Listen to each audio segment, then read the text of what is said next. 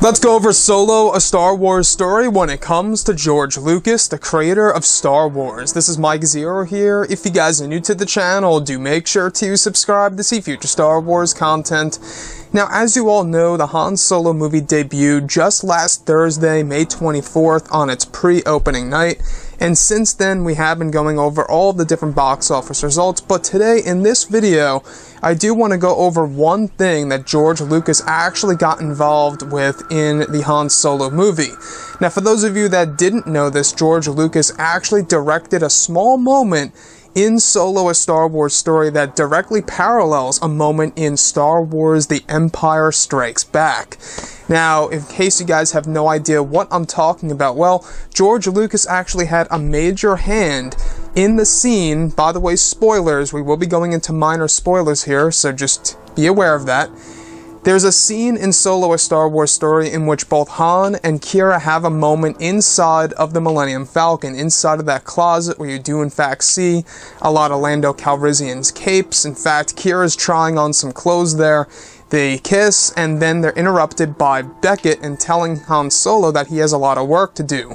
So, the fact that Becket interrupted the two, we also have a direct parallel to that of The Empire Strikes Back, where both Han and Leia are having a moment just before they kiss. C-3PO actually interrupts the two. So you can really see the similarities right then and there between The Empire Strikes Back and Solo. George Lucas had a direct hand in that scene between both Becket, Han, and Quira that really does reminisce with that moment in The Empire Strikes Back. Now, looking at everything else, I think that both Disney and Lucasfilm should bring in George Lucas to have a little hand on each movie to, at the very least, direct or kind of, change these little moments that we actually do see on the big screen. In fact, when I first saw the movie on Thursday night, I would say it was like a subconscious thing when I saw that scene. I was saying to myself, something seems very familiar about this, but I'm not quite sure what it is. And then when I was reading up about George Lucas's involvement in the Han Solo movie, everything just came together right then and there. So I think that George being involved in future Star Wars films, even if it's in a minor way, like even if it's in a small amount, I think that would be a great thing to do by Disney and Lucasfilm. Like, for example, if they have the Obi-Wan Kenobi movie starring Ewan McGregor, because we're not sure if Ewan is on board as of this moment right now for that movie, I think that George should at the very least have a hand in one of the scenes or even a small moment in that film that a lot of fans will connect with. And like I said in my spoilers and my non-spoilers review, both John and Lawrence Kasdan, the way they wrote things for both characters, Han and Quira, and the casting director and how they both cast Alden and, of course, Emilia Clarke. Now, I think that those two people, the actor and actress, Emilia and Alden, I think that there was great chemistry there, not just between the actor and the actress, but between the two characters even more so. There was great chemistry. It just worked. I don't know if you guys agree with me, but it worked for that movie. It might not be as great as, Han and Leia, Harrison Ford and Carrie Fisher in The Empire Strikes Back, but hey guys, I gotta tell you, that is one of the things that I really do love about the Han Solo movie, is the fact that those two characters just worked together very, very well.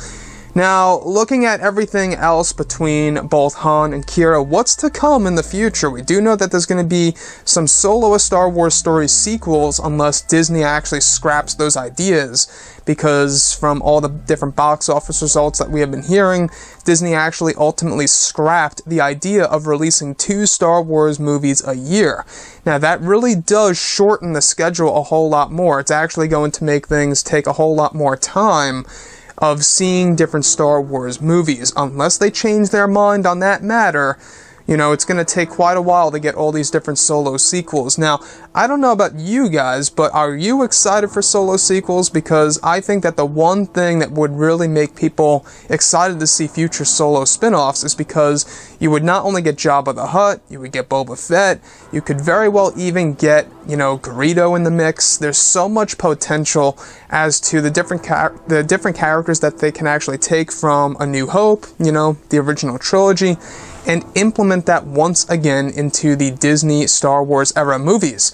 So, like I say, guys, in my spoilers and non-spoilers review, I think it's a good movie, not a great film. It's a fun ride. Rogue One I enjoyed a whole lot more, and I'm very, very glad and happy that George at least had a hand in this movie, in which for The Last Jedi he did not. I'm not quite sure about Rogue One and The Force Awakens. I'll have to look that up, but I think that scene worked very well and exactly how George Lucas actually changed a lot of things. Anyways, guys, drop a comment below. Let me know what you think about this, and if you guys did enjoy the content for today, do make sure to drop a thumbs up on this video to support the channel. I thank you all so very much for the kind support, and I'll catch you guys next time.